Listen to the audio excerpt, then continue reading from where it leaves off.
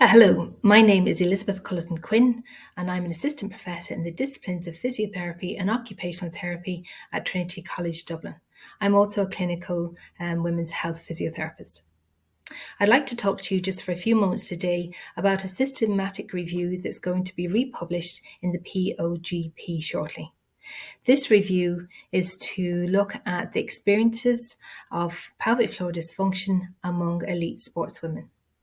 So an initial look at the literature shows us that systematic reviews to date have mainly looked at the prevalence of pelvic floor dysfunction and more commonly urinary incontinence among sportswomen. And we know that there's a higher prevalence among sportswomen than their non-athletic or non-sporting counterparts.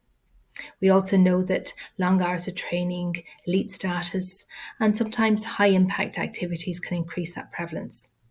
But looking at the literature and looking at the reviews, there doesn't seem to be a lot of information about the athlete's experience, nor about the athletes expressing their opinion or hearing the athlete's voice. So we decided to conduct a systematic review focusing specifically on the experience of athletes regarding their pelvic floor dysfunction. So 32 studies met our criteria. Interestingly, 50% of those studies occurred in the last 5 years, and this may indicate an increased interest in looking to understand the experience of the athletes regarding pelvic floor dysfunction and possibly an increased interest in hearing the athlete's voice in this area. But there was very little qualitative evidence, pure qualitative evidence. So most of the evidence that we got came from quantitative research. There was one mixed method study. The rest was all pure quantitative research. So the answers came from tick box questions, or sometimes there were lines left for athletes to put information about their experience. But it's mainly quantitative research. So as a result, we could not conduct a meta-synthesis because we had insufficient qualitative information. But what we could do is we could conduct a thematic analysis, and we found 5 key themes and have a look at the review and explore these themes in greater detail. But very briefly, theme 1 looked at the triggers for pelvic floor dysfunction. Theme 2 looked at the strategies that athletes adopted to manage or mitigate these symptoms. Theme 3 looked at the impact on quality of life and daily life. Theme 4 looked at the impact on performance, and we did see some studies reporting an impact on performance, which is of concern.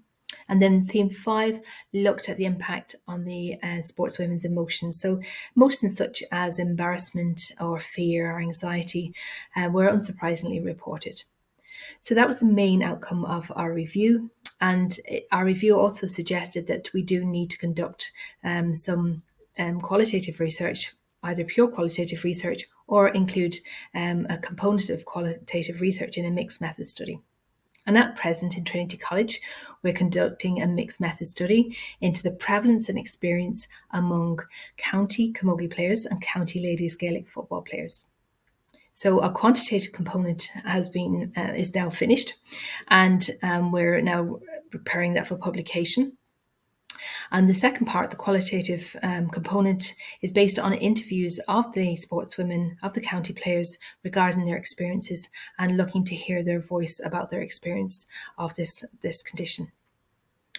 So hopefully you'll find the review interesting. If you have any questions, my contact details are on the review. And also if you like any further information or to discuss the research that's ongoing at the moment here at Trinity College in this area, then please do not hesitate to contact me. So thank you for listening to me.